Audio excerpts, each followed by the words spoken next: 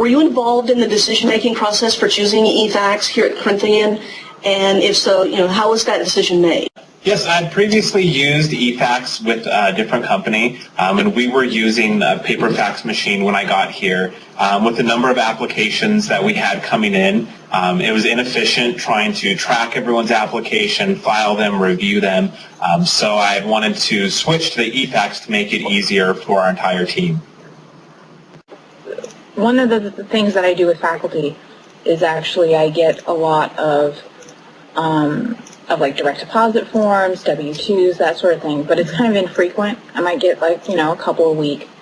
And when we run the paper fax, a big issue was that I wouldn't check it super regularly, so things would get lost, other people would grab them, that sort of thing. And so switching to eFax really helped with that a lot because it was going directly to me. I didn't have to check the fax machine every 5 minutes.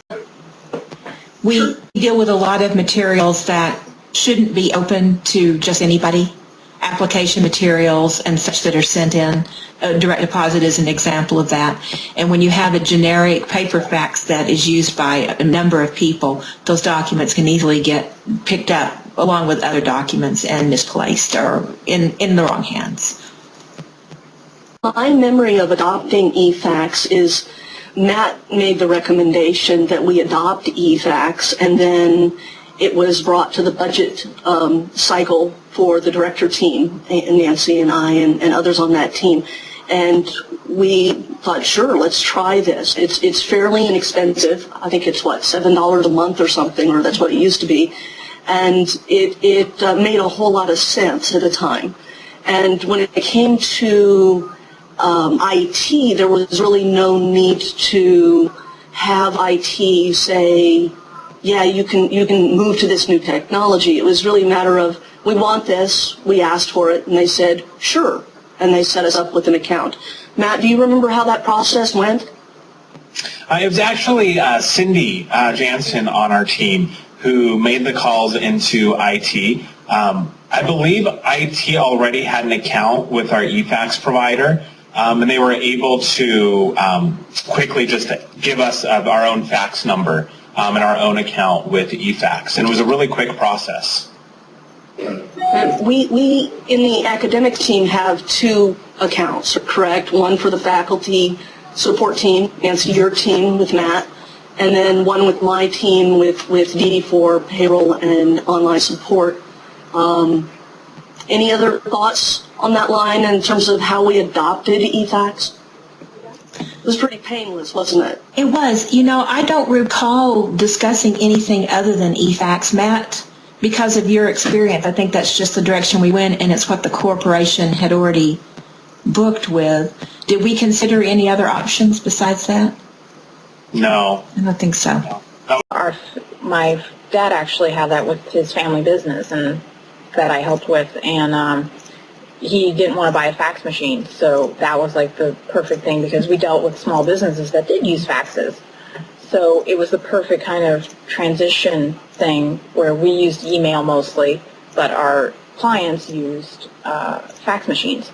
So it was really handy. The way it worked is, it was just like the faxes would get sent to our email, and then we can just deal with them as need be. And then when we wanted to send a fax, we'd actually use a scanner, scan in what we wanted to fax, and then eFax would fax that to their fax machine, which was really handy for us because then we didn't have to spend however much for a fax machine. What are the primary ways that you use eFax? The primary usage of eFax is with incoming applications. I would say probably 95% of the applications we receive are emailed to us as attachments. But there are still, a good number of applications that come to us via fax.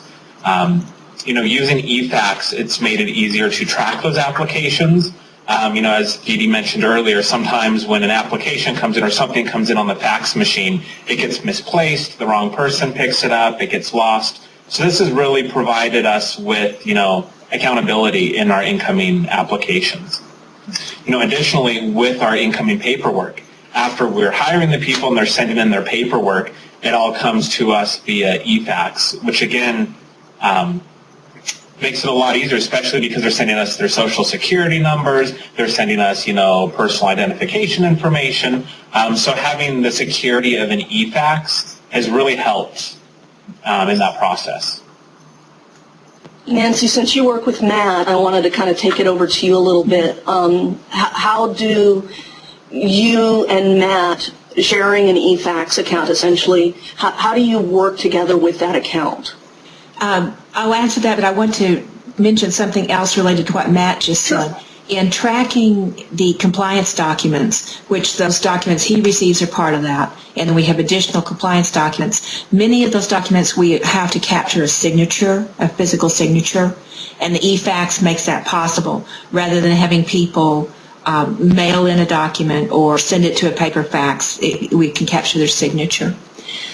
We have several people on the faculty support team who receive e-faxes through the same mailbox. And the way we work that, Matt has someone on his part of the team whose job it is to go through the incoming emails that come to faculty support and triage to whom they need to go.